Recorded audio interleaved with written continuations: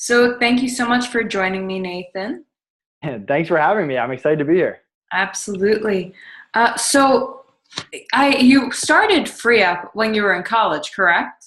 No, I started Freeeup 3 years ago. I started my Amazon business when I was in college. I see. So what made you start an online business in college? And did you start freelancing, which brought you to do Freeeup? You want to tell me a little bit about your history of starting a business in college?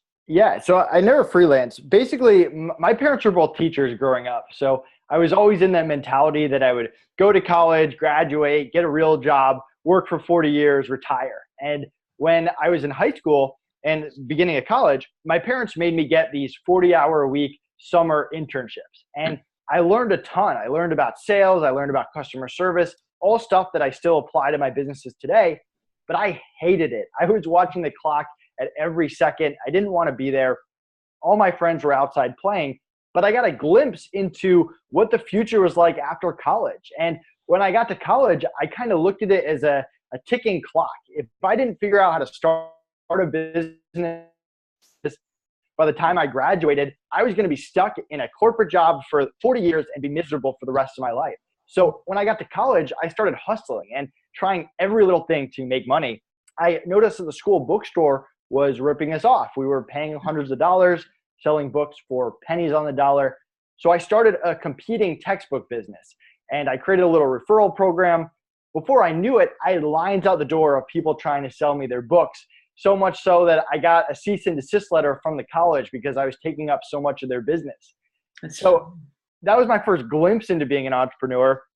Books led me to Amazon because naturally you learn about Amazon if you're in the book business. Mhm. And this was 2008. There were no courses. There were no gurus.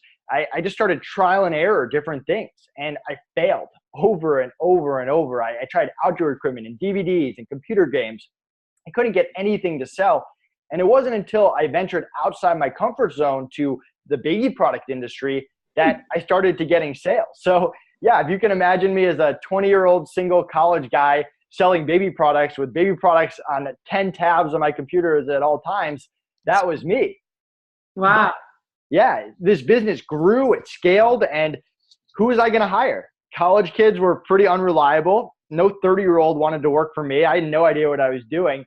So I started to hire freelancers and virtual assistants and getting into that. And I got pretty good at it. But I also noticed how long it took me to post a job, go through 50 people, and actually find the person that I want. So I wanted a better way. And that's really when I had the idea of creating Freeeup, a marketplace where we vet freelancers before they get on, make them available to clients rapid fire with great support and a no turnover guarantee. So that's a short version of how I went from a broke college kid to opening two companies. Well, that's awesome. And I can definitely relate to that sentiment of not wanting the 40-hour work week. I started freelancing in high school for that very reason. My parents were entrepreneurs and they kind of pushed the same way that sounds yours did, but in a different way. So yeah, that's really awesome. So now, what is your kind of business philosophy now? You've been an entrepreneur for, what does that make it now? 10 years? If that was in 2008? Yeah, this is year 9-ish. Been Very a cool. while. Yeah. What my philosophy is make customer service the core of everything. And I've kind of realized that you can't make everyone happy. I think you and I originally met in a situation where someone was not happy with me. But from my side, I try to do everything I can to make sure the clients, my team, the freelancers in the platform are as happy as possible. And every day I'm constantly listening to feedback, listening to ideas. How can we improve? How can we make it better? And that's really what my mentality and my focus is. And if you're able to do that at the core of any business, you can have success. I mean, yes, you have to figure out the sales funnels and the systems and the processes, but if you don't have that customer service core where people feel like you have people feel like you have their best interest at heart, then it's really tough to grow. It's very tough to scale, especially if you have lots of bigger companies out there, the Upworks, the Fivers of the world that are way bigger than us. So that's really been my philosophy. Hmm. And with you, you take a very hands-on approach with your company. I mean, if a freelancer needs something, you're there. That doesn't happen on Fiverr. Like you don't know who the CEO is there.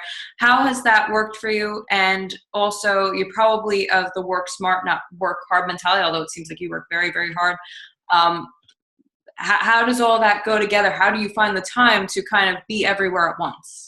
Yeah. So, I mean, first of all, I surround myself with really good people. You've met my assistants. They're rock stars. I couldn't do without them. Freelancers bill me 900 hours a week. So I couldn't do that many hours even if I wanted to. So that's really the start, is surrounding yourself by other people. I also want that customer service mentality. I mean, I put my calendar and my phone number right on the Freeeup website. People told me that I was crazy doing that back when we were billing 3,000 hours a week. And then when we got to 5 and we got to 7, people are telling me, you got to take it down. What are you doing? You're crazy. And now we're over 13,000 billed hours a week, and it's still there. And I have no plans to take it down. So the core of it is I spend very little time dealing with freelancer issues. I value the sales and that customer service side at a high level. I want to be talking to the clients. I want to be talking to the partners. And that's the kind of person that I want to be.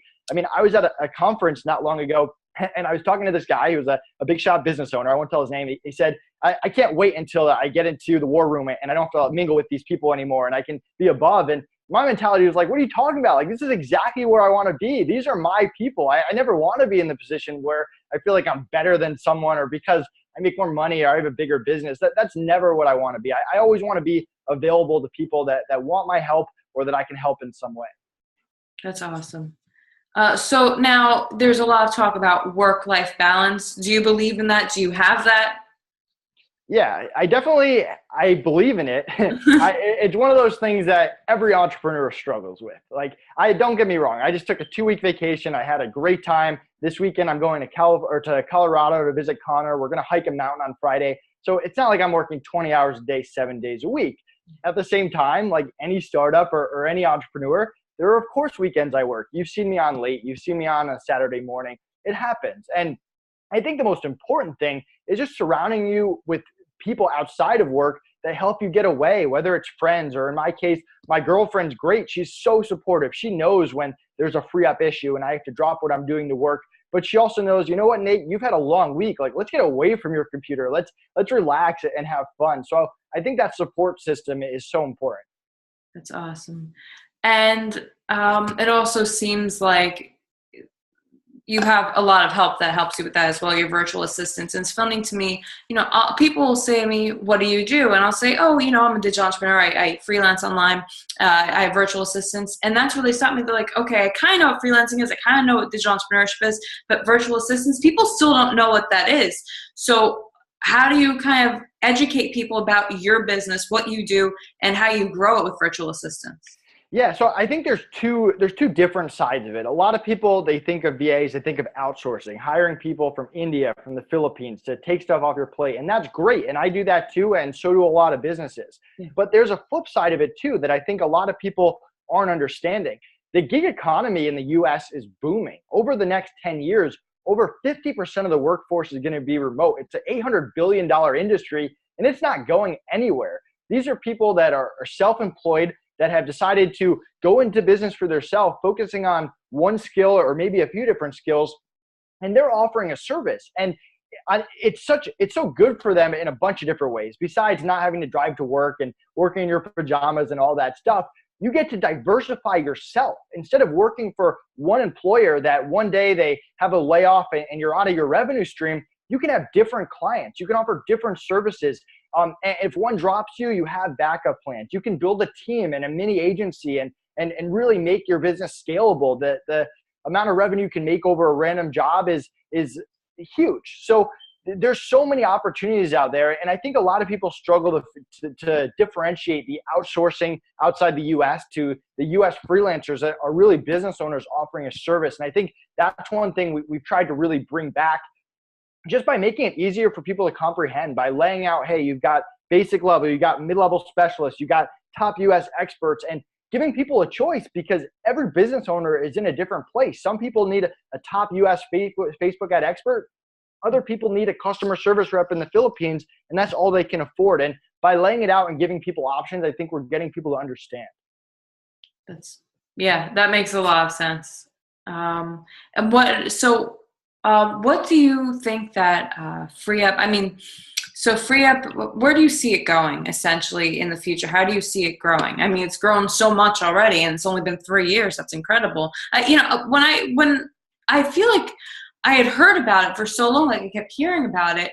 It really does feel like it's been around for a long time. So where do you see it going? So I really struggle with any kind of long-term questions. I'm a very short-term thinker. It's probably one of the things that's good about me, but bad about me at the same time. I mean, when I was running my Amazon business, I wasn't focused on 2 years. I was focused on what do we need to do this week, today, to take it to the next level. And it's very similar to Freeeup. Connor, my business partner, I don't know if you met him. He's much more of a long-term thinker. And I think that's why we work very well together. He's always planning for the future. I mean, we've always talked about different options. We get contacted by venture capitalist firms. Of course, you can sell your business. Of course, you can keep running it forever. Like there's the same basic few options. But as of right now, we love doing it. We have no plans of selling it or getting rid of it. I'm kind of curious to see how far we can push this thing. I mean, we have no office, we have no overhead, we have no employees. We have a team in the Philippines that handles all the day-to-day operations. And for all the other parts of the business, the graphic design, the marketing, we hire the freelancers on the platform, the same people that are available. My calendar's on the website, my phone number's there. So I'm just excited to see how far we can push this thing. And it's a lot of fun. I enjoy being a part of this. Now, going back, so we went to the future, going back a little bit, how did you decide? I mean, a lot of people have an idea, but they won't actually go through with it.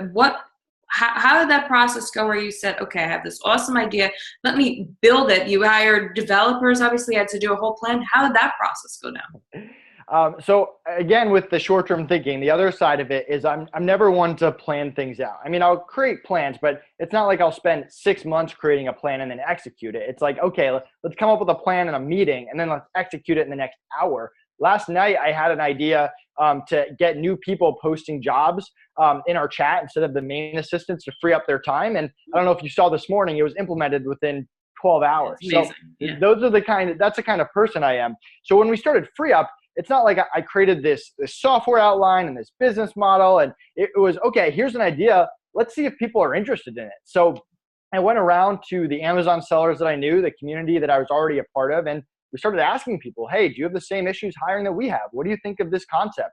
Hey, I have this Rolodex of freelancers that I already go to. What if I let you use them? And people started using them and they had a good experience. So we said, hey, we're going to create a referral program. If you refer someone, you get 50 cents for every hour we build to them forever. Boom, that took off. Okay, we're starting to get clients. We need some software to hold this all together. Let's hire a developer and create that initial skeleton. So my advice is get out there with the minimum viable product. I mean, you never know what the feedback's going to be. You never know what direction the business is going to take you. If you spend 3 months planning something out, a competitor could come in and knock you out of the water, or you could come in and start something and realize 2 days in that the business actually has to pivot in a different direction. So I always like to just do things and adjust and take feedback and move as fast as possible because speed is everything. I love it.